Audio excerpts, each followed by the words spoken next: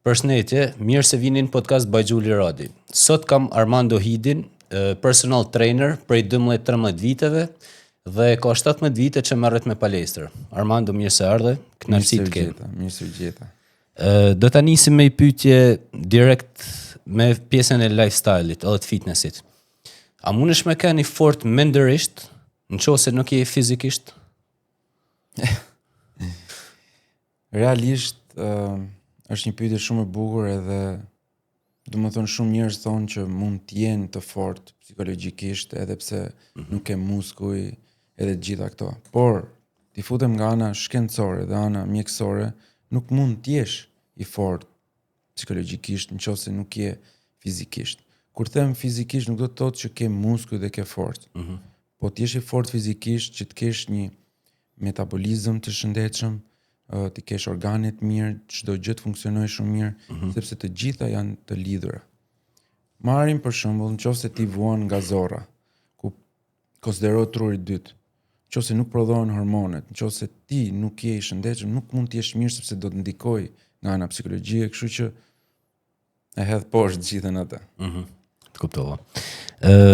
Qa është një besim i limituar që ke pas ndoshta për vite në fitness, po kohët e fundit e ke kuptuar që ishte i gabim, ndoshta i mit ose diçka? Sigur ke lexuar menin.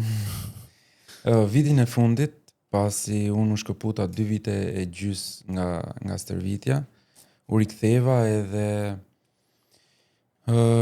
ishte shumë e vështirë për mua që të rikthehesha aty ku kisha stopuar, sepse kam qenë shumë i fortë edhe gjithë filozofia dhe mindseti im ishte i fokusuar tek forca dhe tek ngritja e peshave.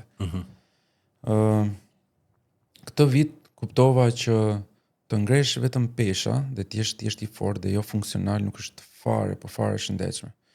Kështu që këtë vit kam bërë një hybrid training quhet, po bëhet shumë popullore kohët e fundit, që je i mirë në disa disiplina. Pra si në cardio, si në forcë, si në aerobi, kam nisë dhe boksin, edhe realisht kam rilindur edhe ndihem i gjallë, jo thjesht i kontraktuar një gjë masive me muskuj. Në mendimin tënd, është më mirë me bë palestër apo me bë një sport? Të dyja. Të dyja sepse palestra, domethënë sado që mund të kritikohet, është një mjet, unë e quaj një mjet, që është mbas fizioterapisë, pra të forcon muskujt, pra të mban të qëndrueshëm për jetëgjatësinë. Pra ti punon sot kur të plakesh me palestër. Kurse sporti pasaj të mban më gjallë, më vital, më energjik, nuk të bën boring. Kështu që duhet një kombinim, nuk mund të thosh e kjo është më mirë se sa tjetra. Armando, në çfarë moshë mendon që është ideale ose mosha minimale me nis palestrën? A është ndoshta shumë herët për shembull në adoleshencë se akoma s'janë zhvilluar komplet? Shiko, pyetje shumë e bukur, edhe realisht nuk e kisha menduar më përpara këtë përgjigje dhe do ta them për herë të parë që këtu ekskluzive. Ideja është e tillë. Fëmijët duhet stërviten që kur marrin këmbët. Pra, kur themi palestër, është ideja e peshave dhe makinerive. Po palestra është vendi ku ti stërvitesh. Pra ka shumë ushtrime funksionale, ka shumë ushtrime të ndryshme që ti mund t'i bësh në një vend që quhet palestër, mund t'i bësh në një vend tjetër. E mira do thoja që deri në një farë moshe, pra 15 vjeç, është që të merren me sportet përgjithshme. Dhe aty mund të bëjnë dhe ushtrime të ndryshme. Më pas, nëse kanë dëshirë dhe i pëlqen të merren me palestër, janë free sepse 14-15 është kulmi i hormoneve dhe kanë shumë nevojë fëmijët që të merren me sporte sepse shkarkojnë. Pra nuk është se i dëmton apo i bën një gjë që të thuash do ngelin të shkurtër apo do shtrembrohen. Normalisht nëse ti bën gabime, jo 15 vjeç ti je edhe 40 vjeç prap do dëmtohesh, kështu që nuk ka lidhje me dëmtimin. Thjesht duhet me profesionist dhe bërë sakt. Të kuptoj. Si personal trainer ose po themi edhe si instruktor palestrat, cila është një aftësi ose një skill set, një grup aftësish që duhet me pas një personal trainer i mirë? Ajo që duhet një trajner i mirë, së pari njerë, unë kam filluar ta them shumë shpesh që një trajner i mirë bëhet mbasi mbaron ciklin si sportist. Pra duhet kesh eksperimentu ke vetja, duhet kesh një lloj bagazhi dhe një lloj njohurie të jashtëzakonshme që më pas bësh trajner. Pra trajner do të thotë ti të mësosh atë që di, atë që ke kultivu gjatë gjithë jetës tënde. Nuk më bësh trajner sepse bëre një shkollë dhe je 22 vjeç. Pra ti je sa ke nis. Pra duhet të eksplorosh, të mësosh vazhdimisht, mund bëhesh asistent, mund bëhesh një trajner, instruktor palestre që thjesht i orienton njerëzit si përdoret ushtrimi, gabime elementare, por trajner e parë herë duhet kesh qetësinë. Duhet të jesh psikolog, sepse njerëzit kur vinë ke trajneri nuk është se thjesht duan të mësojnë stërvitjen, duan motivimin parë. Po. Duan që të ndihmojnë veten e tyre, pra ti je një mentor. Dhe momentin që ti i futesh në brendësi të psikologjisë së tyre, arrin nxjerrësh më të mirën e tyre dhe ja fut në qef. Pra dy janë ato rrisqet që unë i them gjithmonë kur vjen një klient i ri. O e traumatizon që mos ta filloj më kur palestrën, o e bën që të dashurohet gjithmonë me palestrën. Përmendë pak më parë mentorin. A ke pas një mentor ose disa mentor? Absolutisht. Absolutisht që kam pas edhe vazhdoj të ndjek gjithmonë. Tani jo më një mentor sepse nuk po gjej, fatkeqësisht dua shumë. Po që unë kur nisa rrugtimin tim, si fillim kanë qenë këto bodybuilderat si Arnold Schwarzenegger apo Ulises që ishin të parët, që Lazar Angelov ishin ato ikonat e parë që thjesht i kisha si shembuj dhe doja të isha si ata.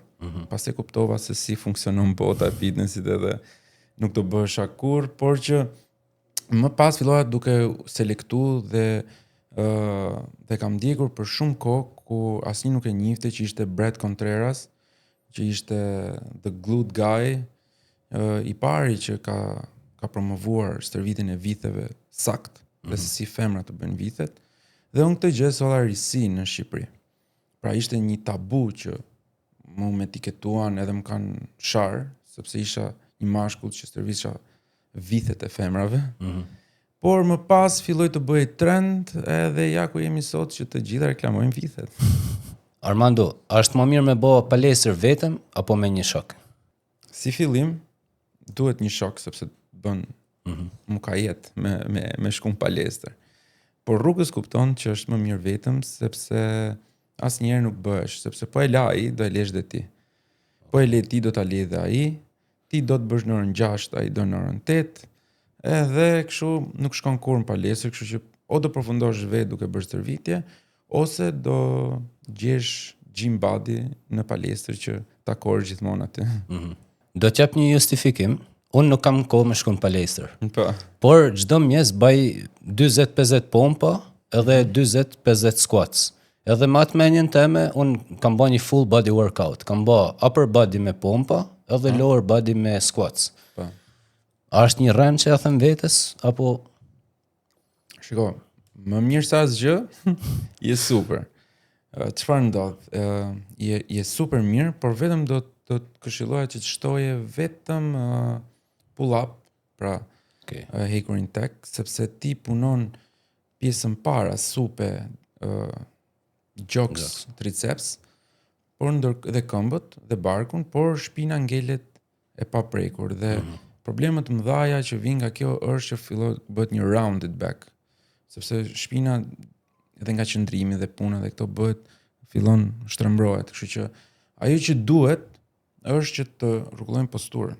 Pra mund ta bësh dhe me 2 gira, po mund ta bësh dhe me pull-upin që thjesht tash tërvitesh për mirëqenie, jo për bukuri. Di një trik marketingut që përdorin palestrat, që për shembull paguaj palestrën për një vit, edhe ka një çmim ndoshta më të mirë se sa duket. A është më mirë me pagu palestrën çdo muaj, sepse ndoshta djeg pak më shumë ajo pagesa, apo me pagu për një vit edhe ndoshta mos më shkuat shpesh? Është e vërtet kjo. Është e vërtet, po që do na shajnë palestra. Normal. Ideja është unë, nëse je i ri dhe nuk e di do vazhdosh apo jo, se shumica që dëgjoj është e pagova palestrën për 3 muaj, 6 muaj që të më dhimbsen lekët edhe do shkoj. Jo. Nuk dhimbsen lekët, nuk ke për të shkuar. Qofse nuk e ke nda menjen për të shkuar. Qofse je tip që për shembull si mua që ato pronarët e palestrës nuk na kanë shumë qejf se mund të shfrytëzoj 98% të seancave. Ideja është që po, ke më shumë leverdi, por në qoftë se ti je një person që nuk e di, nuk e ke ndar, më mirë paguaj 1 mujore dhe pastaj shikoj bëj mund të bësh paketa të tjera. A është e vërtetë ajo shpreha që thon trupi na flet, edhe duhet ta nixojmë, për shembull kur ka nevojë për pushim, kur ka nevojë për një lloj ushqimi të tjerë. Apo janë kështu si broçkolla? Jo, është trupi flet dhe flet shumë fort, shumë fort. Domethënë shumica njerëzve ose nuk duan të dëgjojnë ose refuzojnë të dëgjojnë. Pra, ti kur pi alkool të nesërmen trupi të flet me shenjat, dhimbjen e kokës, ndjesinë e dvjellurit apo pafuqia. Pra tregon që ti ke bërë diçka gabim. Ti thjesht e neglizhon dhe e lën që të kaloj se do bëm mirë se te prova çik mbrëm.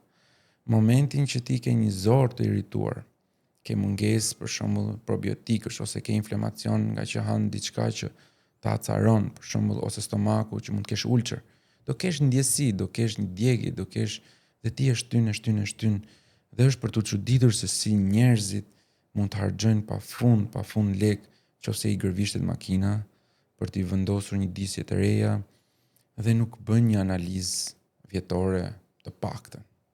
Mirë është 1-6 muaj, por të paktën për të parë kolesterolin, për të parë trigliceridet, për të parë ruazat, edhe gjitha këto domethënë mjafton vetëm kaq, mos hyr pastaj tek tjerat, por që kjo do ishte shumë e mirë dhe do parandalonin shumë gjëra. A këshillohet që të bëjnë palestër një femën shtatzon? Kjo është një pyetje që marr më së shumti në DM. Okay. Është më e kërkuara dhe çuditem sepse realisht nuk janë stërvit fare derisa të ngelin shtatzan dhe pikërisht kur ngel shtatzan duan stërviten sepse atëherë mendojnë se do t'i prishet trupi. Dhe një femër sa po ngel shtatzan, sidomos shtatzania e parë, kur ti nuk je stërvitur, imagjino tani ti nuk e marr me palestër. Do fillosh stërvitin, do kesh probleme se nuk di të bësh ushtrime, nuk e ke trupin, tensionin. Shtoj dhe pjesën e ngarkesës hormonale që fillojnë ndryshojnë, por krijohet një gjë e re dhe ti nuk e di si do shkojë dhe ti kujtohesh pikërisht në atë moment për të marrë me stërvitje. Pra është shumë riski dhe unë gjithmonë i them më mirë ja. Pra ke prit kaq shumë pa bë palestër, prit edhe 6 muaj, 7 muaj se 2-3 muaj e parë nuk e di. Po. Ai është shtatzan apo jo. Kështu që më mirë prit. Apo kush është marrë më përpara, mund të bëj lirisht sa të mundi palestër, vetëm në qofse mjeku i thot okay, sepse ka nga ato shtatzani që kanë probleme dhe normalisht duhet të rinë regjim 7, jo më bëjmë palestër. Kuptoj. A ndikon edhe sa ndikon muzika në kufje gjatë stërvitjes? E çuditshme, njerëzit ndikon shumë, por mua personalisht më të fokuson shumë. Pra unë du të kem atë rutinën time, në botën time, kurse muzika në kufje më të shpërqendron sepse jam gjithkohës duke dëgjuar muzikën apo ashtu. Ka momente që realisht më motivon shumë dhe është nëse je njeri që dëgjon muzikë, ke një boost shumë të madh në palestër. Por unë personalisht, ndoshta nga që kam shumë vite apo kështu jam mësuar, më pengojnë kufjet, domethënë unë do të jem sa më lirshëm palestër. Biles mos ket as njerëz.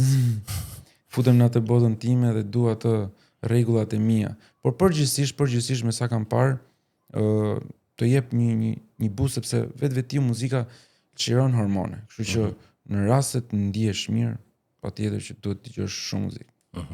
Te pjesa e stërvitjes, e ushtrimeve, cilat janë disa ushtrime që janë underrated, të nënvlerësume, por që janë shumë të mira? Ushtrime underrated. ka ushtrime, domethënë pjesë të trupit, po ushtrime nuk mund të thush që janë underrated. Përgjithsisht ushtrimet e izoluara, për shembull për një pjesë të caktuar muskujsh që janë shumë kryesor, për shembull muskujt e qafës, që ti nuk i bën, asnjë nuk i bën palestër, por që sjellin shumë probleme. Janë pulpat që neglizhojnë, që është një muskull që konsiderohet një zemër e dytë sepse çon gjakun sërish lart. Ton një suficiencë për të çuar gjakun lart, domethënë bën që gjaku mos qarkullojë dhe shumë njerëz vuajnë nga problemet për shembull që kanë fryrje këmbësh apo i rrin këmbët e ftohta etj. Do thoja që janë muskujt e parakrahut që prap janë shumë të rëndësishëm sepse mund të dëmtosh shumë lehtë tendinat dhe unë fatkeqësisht vuaj nga kjo gjë. Kjo ka qenë një vetmi dëmtim që kam pas në tendina. Pastaj ushtrime specifike nuk di të them në një konkret, domethënë që është underrated. Qa është një copës kontenti që të sillet kështu në përmendje, po ndoshta s'ke pas atë guximin ose s'është momenti i duhur akoma me postu. Se unë shoh që krijon shumë kontent, edukues, ngajherë edhe ngacmues, pak po shoh që njerëzit angazhohen shumë, e shpërndajnë, e komentojnë. Më sakt, nuk është se kam një kontent pa bërë, do doja shumë ta vazhdoja atë që nisa me bë, që ishte demaskimi dhe kritikimi i kontenteve të tjerëve. Pra reklamave fake, njohurive të gabuara, apo atyre që nuk janë profesionist dhe nxjerrin gjëra që traumatizojnë njerëzit. E nisa, po problemi është jetojmë në Shqipëri dhe çdo gjë kthehet personale. Dhe nuk është se kam frikë kutimin që u kurra nga kjo gjëja sepse kam bërë, por problemi është që nuk të mbron askush. Dhe nuk është problemi se do të kritikoj ty dhe kam një armik, po duke kritikuar 100 video do bëj 100 armik. Dhe 100 nuk i përballoj dot. Domethënë mos njëri tjetrit do më bëj dëm edhe për çfarë? Domethënë, okay, unë jap një të mirë komunitetit, pra i hap syt, i mbroj nga ca gjëra, por problemi është që çfarë fitoj unë nga kjo gjëja përveç se sepse do më dëmtojnë dhe të dëmtojnë realisht. Kështu që deri te ku tërhoqa, tash jo për frikë, po thjesht sepse nuk du të shqetësoj familjarët, plus kam një familje dhe nuk është se fitoj gjë në fund ditës nga kjo. Të kuptoj. A mendon se me gjithë këtë informacion, me rrjetet sociale për shembull, a mendon se e ka përmirësu qasjen e njerëzve ndaj lifestyle-it fit apo e ka përkeqësu? Unë kam qenë nga të parët që jam marrë me rrjetet sociale në industrinë e fitnessit dhe maj mend kur unë promovoja fitness, njerëzit i quanin akoma hekra. Pra, po bën hekra dhe nuk i njihnin as ushtrimet, as të jetesës, as një gjë. Kam qenë unë edhe disa të tjerë që kanë qenë me vërtet të fortë edhe shumë pasionant në këtë gjë, që sollën një lloj revolucioni në tregun shqiptar. Bën që ne i hapëm dhe rrugën palestrave që zhvilloheshin, kupton? Promovum, u mbushën dhe gjitha këto gjëra. Kështu që mendoj që kemi bërë një punë të mirë. A ka palestra të mira në Shqipëri? Të mira me ato parametrat e tuja me synin e ekspertit? Palestra në syrin tim do thoja që nuk ka. Nuk ka sepse për mendimin tim po flasim, sepse ka palestra që janë shumë, domethënë për Shqipërinë janë nivele shumë lartë. Domethënë edhe në botë nuk i gjen për investimet. Por nga ana teknike, për mua nuk ka. E para, palestra do një lartësi, po themi 7-8 metra, jo 3 metra. Po, një kat apartamenti. Do lartësi sepse ke shumë veta, ti mund të futësh 100 veta, 100 e ca veta dhe do të lëvizë ajri, do oksigjen, sepse pa oksigjen nuk punon dot. do hapësira. Kuptimin jo të kesh 10 veta Në rrallë, kështu. në një ambient 2-3 për të bërë gjithë muskujt e barkut, edhe pjesa tjetër është me vegla. Ose është ideja që jetesa është bërë shumë e shpejt, në kuptimin që unë do preferoja një palestër që ka 3-4 makina të njëjta, do të kem kohë të futem tikit, të mbaroj dhe të vazhdoj punët e mia, sesa të rrit pres apo ta bëj me ndrime me një tjetër, duke heq pesh, vendos pesh. Për profesionistët është më e vështirë, por njerëzit e thjesht mund ta kenë edhe mos i argëtim, sepse shkojnë edhe për të kalu kohën, që unë nuk e kuptoj, po shkojnë. Dhe ka pjesa e sterilizimit.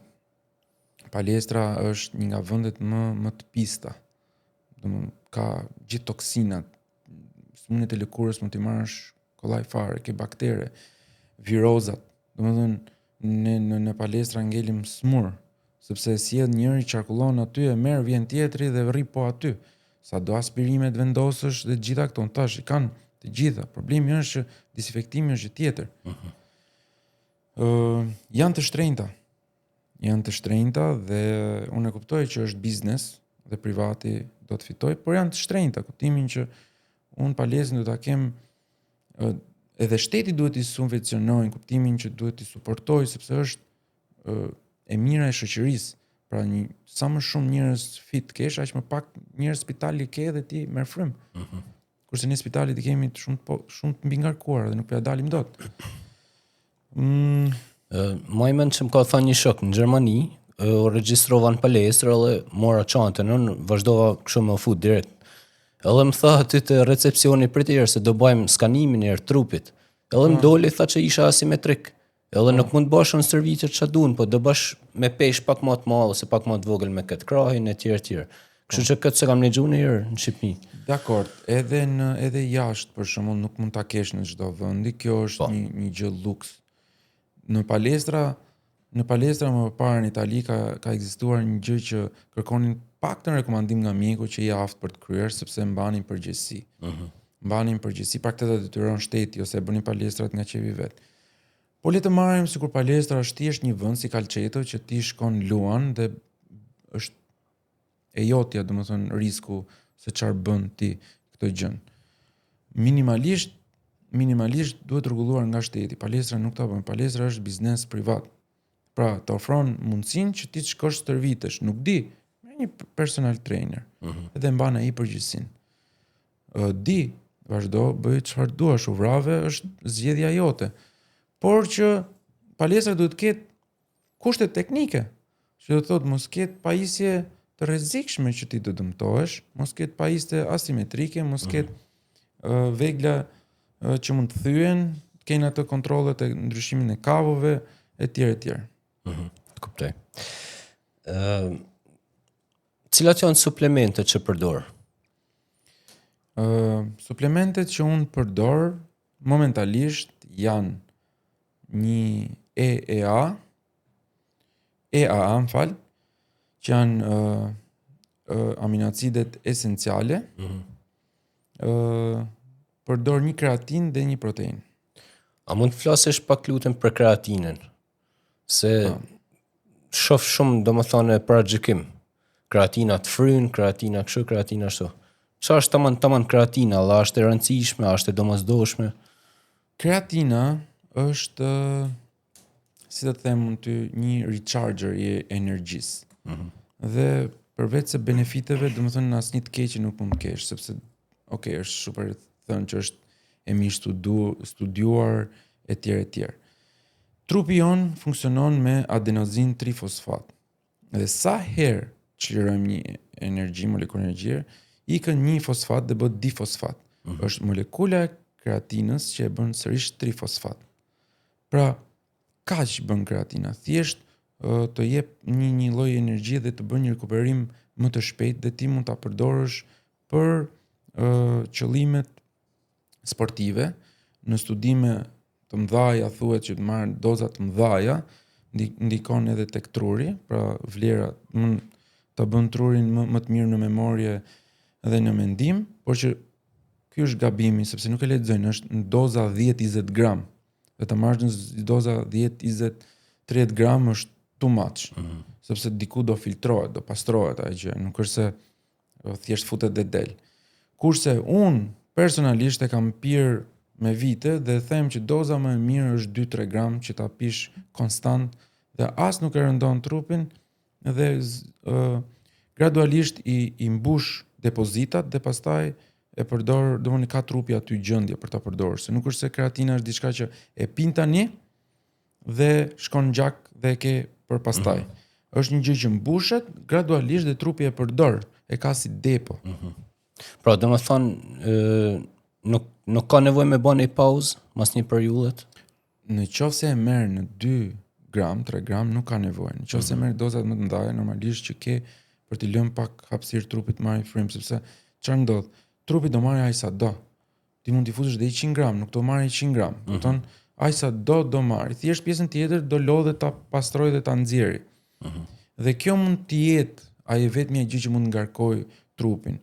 Dhe bëhet fjalë për njerëz me veshka të shëndetshme, ata që kanë probleme normalisht që nuk lejohet ta konsumojmë. Por që kjo kreatina është bërë pak kështu sepse reklamohet shumë, por që nuk është se kushdo ka nevojë për kreatinën. Ajo është për sportist që duan ta çojnë veten në limite dhe duan performancë.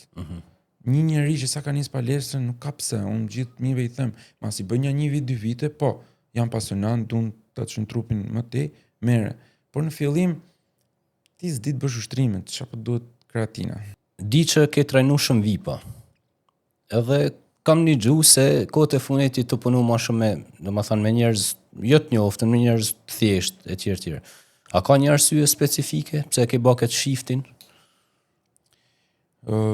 Normalisht që vipat janë tek pjesa që të krijojnë një lloj boosti dhe një lloj emri për të njohur në treg. Pra, të bëjnë një kapërcim nëse je i panjohur. Ideja është këtu që në momentin që ti e krijon këtë lloj emri dhe je konfident tek vetja dhe do të bësh punë reale, fokusohesh më shumë tek njerëzit e thjesht, po themi, sepse në fund të ditës të gjithë e dim që vipat duan free. Pra, duan nëpërmjet reklamimit ti shërbesh në aspektin që ti ndihmosh tek pjesa e trajnimit. Por nëse do kesh 10 vipa, në profesionin tim, është që i bie që të punosh free dhe ngresh vetëm emrin dhe mos kesh asnjë të ardhur, kupton? Pastaj është pjesa që nuk janë stabil. Pra, me punët që kanë, vinë, nuk vinë, hikin, nuk shef rezultate, dhe kjo të ndikon pak tek puna jon, sepse është një punë afatgjate. Shto dhe pjesën tjetër pastaj që ti merr një vip edhe po e stërvit dhe më pas i kput një reklam për një çaj dobësimi, a kupton? Dhe ti like what? Ne po lodhemi këtu. Thjesht kam gjetë më qetësi dhe më paqe me njerëzit edhe ndihem shumë rahat. Unë të pyeta direkt shumë për vipa, po do kthehem një hap më mrapa. A ka vipa në Shqipëri? Vipa ka në Shqipëri. Ta them me bindje të plot që ka vipa, por e di kush janë vipat e vërtet? Janë njerëz që ti nuk ja ke dëgjuar kurrë emrin, që kanë, po të them, super lek, janë super të suksesshëm dhe mbi të gjitha janë njerëzorë dhe janë të vlerësojnë dhe të respektojnë si profesionist që je. Ndërsa vipat që mund të jenë thjesht që janë të njohur, mendoj se janë ata dhe ti je thjesht një person që duhet i shërbesh. Mos thënë një shërbëtor. E kuptoj. Rrjetet sociale.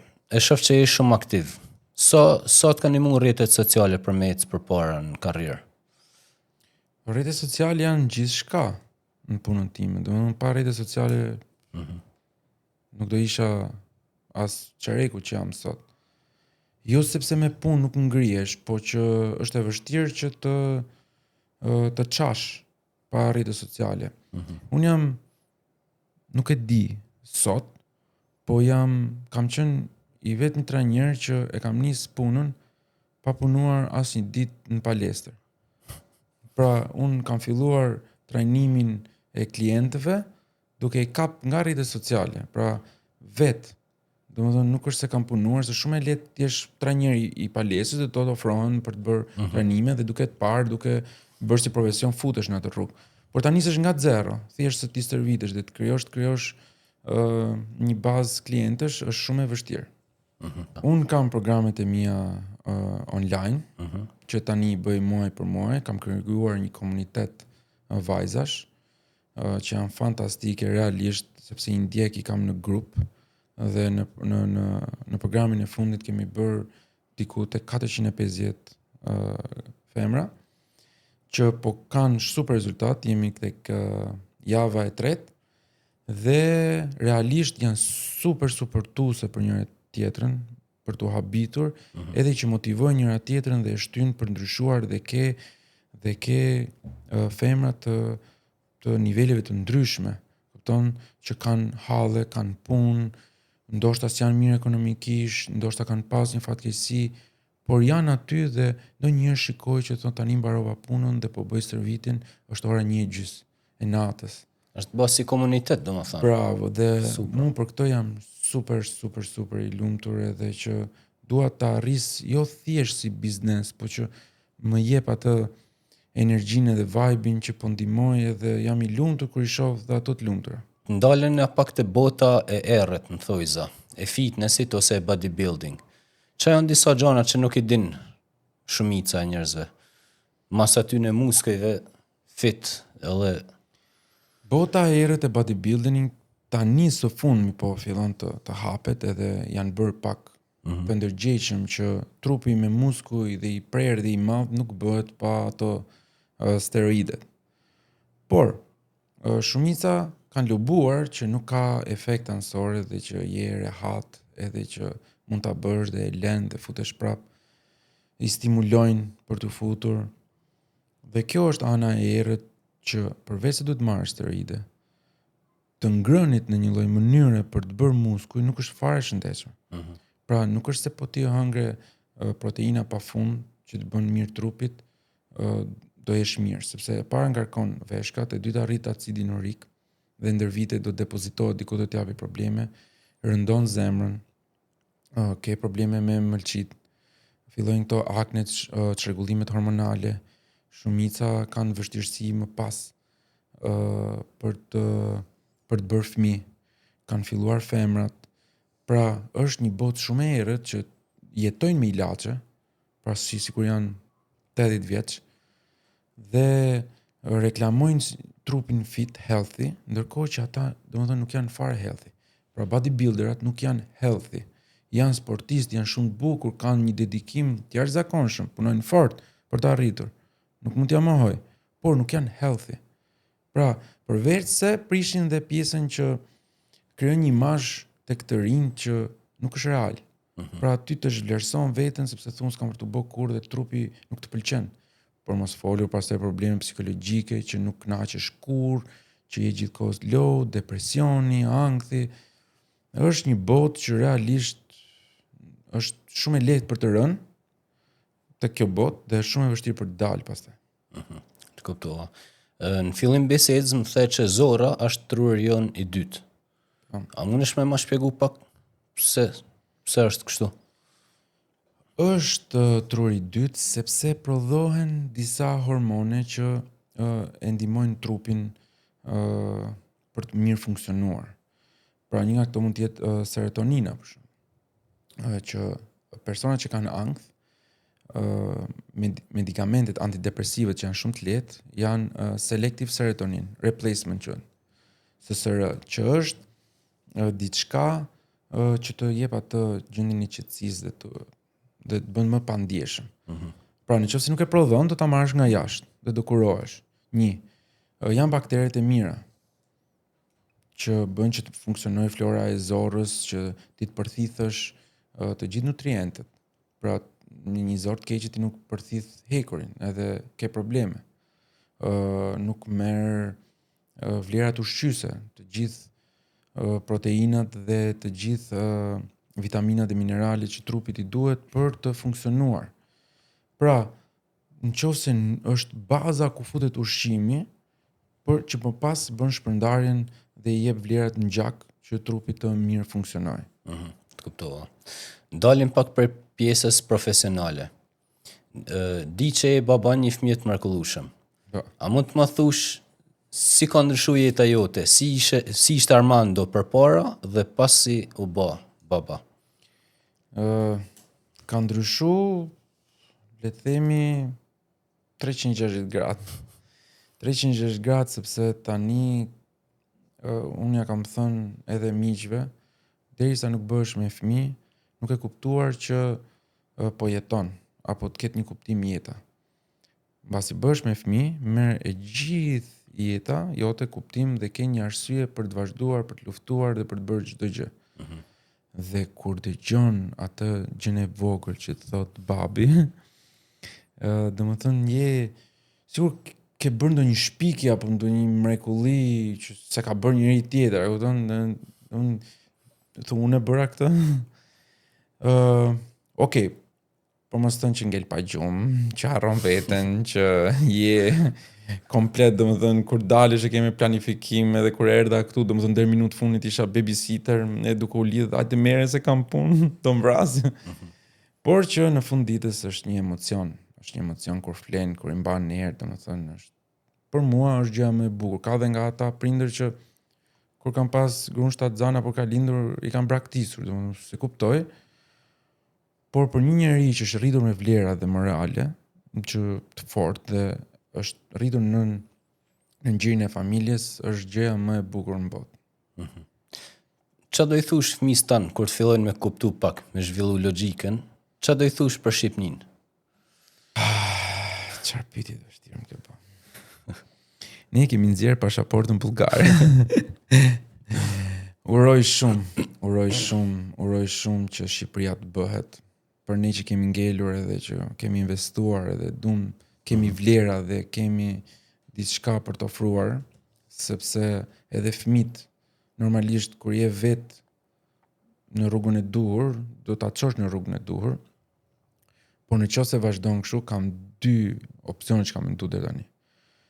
O do ta bëj ujk që të përballet me ujqrit e tjerë, sepse po e bëra dele, thjesht do ta hajnë të sakatojnë. Ose do ikim të gjithë në një moment për hir të saj që diku tjetër që ka disa rregulla. Por me luftrat e reja nuk e di ku do shkoj. Do të më mendu derë. Kjo është pyetja tipike e podcastit tonë. Nëse një njeri shqiptar jashtë Shqipërisë është duke bërë një shkollim, duke bërë një profesion, ka një skill ose një skill set, është një person i talentuar edhe që punon fort. A doja rekomandoje me u kthy në Shqipëri me ndërtu jetën këtu?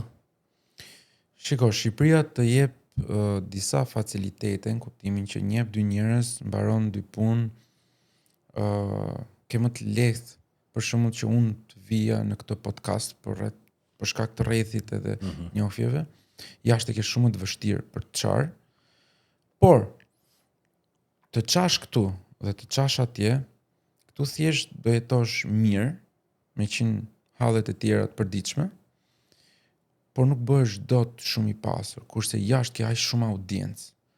Sa që ata audiencë që arrin këtu e arrin shumë kollaj atje dhe mund të katapultosh në 200-300 mijë ndjekës shumë kollaj, dhe për atë është normale. Atë 1 milion është që mund të bësh namin, kështu që atje ke mundësira për të bërë shumë lekë dhe për të ndërtuar jetën sepse të përgjigjet shteti.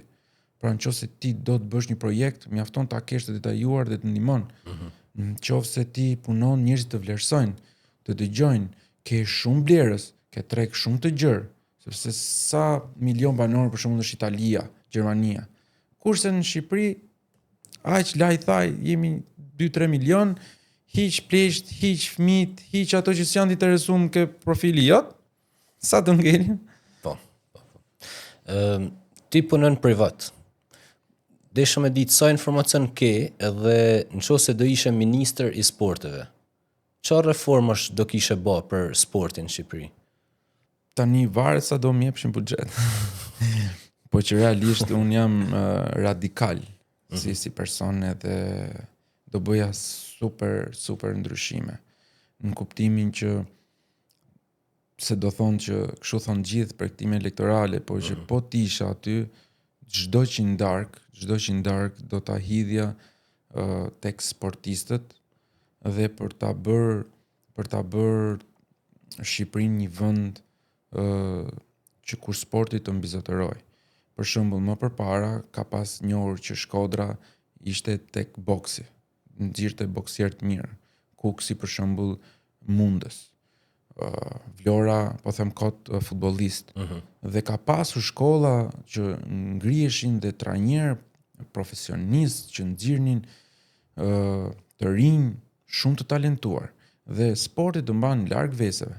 Pra gjëja e parë që do bëja është në përlagje të vendosësh në kënde sporti, pra një basketbol, një futboll, një ping-pong dhe një palestër në natyrë. Pra më përpara dhe ti do besoj ke arrit që kishim poshtë pallatit paralele kur tek dhe gjithë stërviteshin. Pra deri diku 2 ashtu është më mirë se sa të rinë në kafe. Do bëja një kompleks sportiv me disa disiplina. Pra që sportistët të zhvilloheshin, do zhvillohesha fizioterapinë që është shumë e rëndësishme, kontrollet mjekësore do të kishin falas. Tjetër që do bëja ishte për pjesën e sponsorizimit, sepse duhen dieta. Një sportist pa dietë është i mbaruar. Do thush ti pse nuk e bëjnë sot, sepse kanë mendjen që të vjedhin, nuk është se nuk kanë buxhete apo është kaq e vështirë për ta ashtu, por nuk intereson. Ke plot federata. Ke plot që janë bërë dhe vetëm kur dëgjon që ka një federat e një X emri, se çfarë bën thjesht merr disa të ardhura dhe bëjnë ato gjërat.